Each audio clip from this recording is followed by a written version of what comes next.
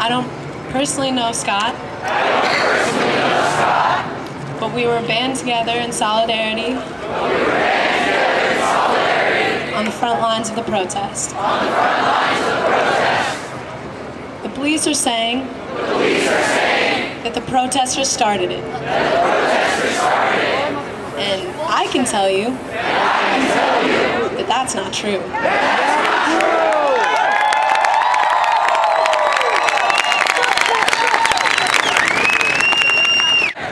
I took a picture of the tear gas to document what had happened. I looked down to my left and saw Scott laying on the ground not moving.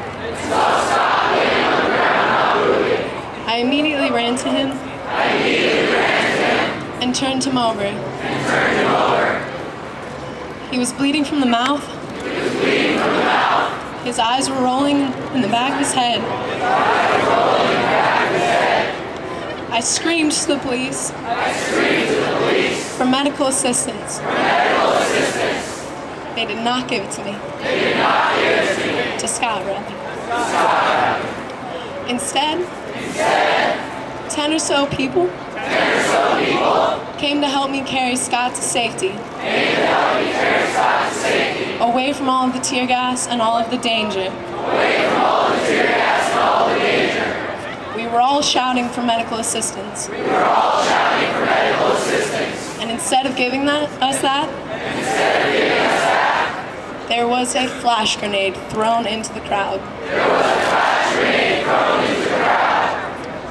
I am in shock that that is how the events played out.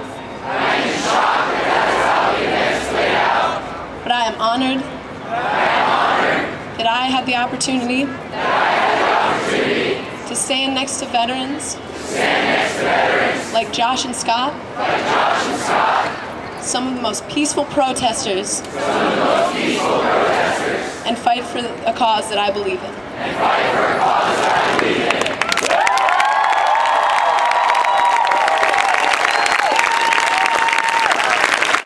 Good evening, everyone.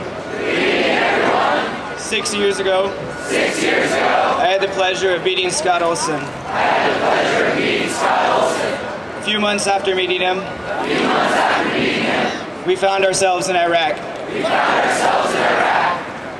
10 months later, we were back in the United States with greatly different views on what was really happening.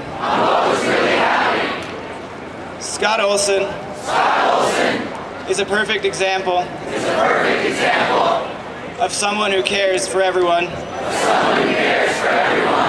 even in a situation that doesn't directly affect himself. Scott Olsen is currently employed. However, over the last 3 weeks, he has been spending every night and weekend with the San Francisco Occupy movement.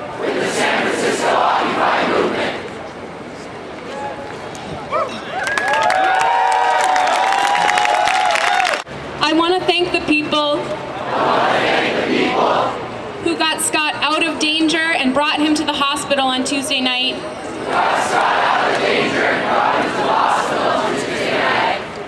I can't express to you the devastation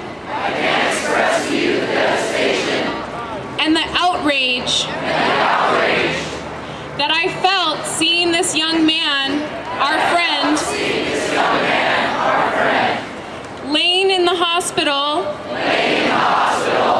with a fractured skull and brain hemorrhaging Tuesday night. And that he had to undertake this kind of risk to participate in a peaceful protest after returning home from two tours in Iraq safely. I want to let people know that this is not the first incident of police violence in Oakland.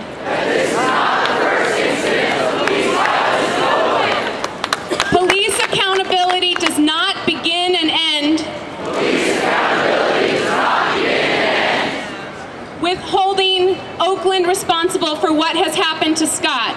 Withholding Oakland responsible for what has happened to Scott. I hope that as we do that, that we also stand in solidarity with other communities in Oakland who experience egregious police violence.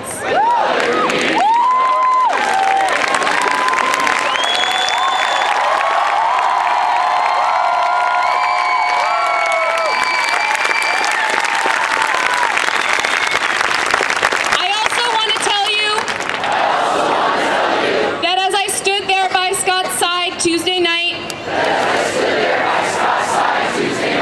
that I had deep respect for why he put himself out there.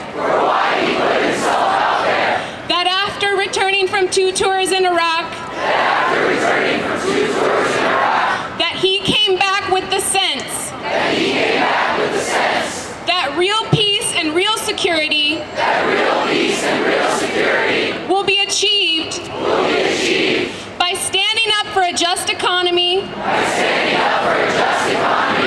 and a more equitable distribution of power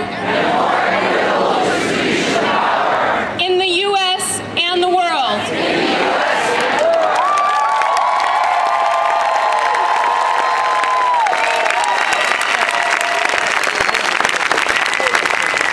Scott was active in organization building with the Iraq Veterans Against the War and Veterans for Peace, and campaign building, with a campaign to stop the deployment of traumatized troops. And he believed that it was important. He believes that it's important.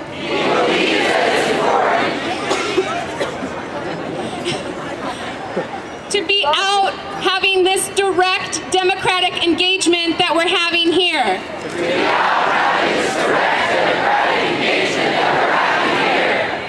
That is why he was out Tuesday night. I just want to close by asking people to take care of each other. To build a movement where we look after one another. As protesters did for Scott Tuesday night. Thank you. While we are encouraged about Scott's progress, he still has a bruised brain and months of recovery. We have set up a donation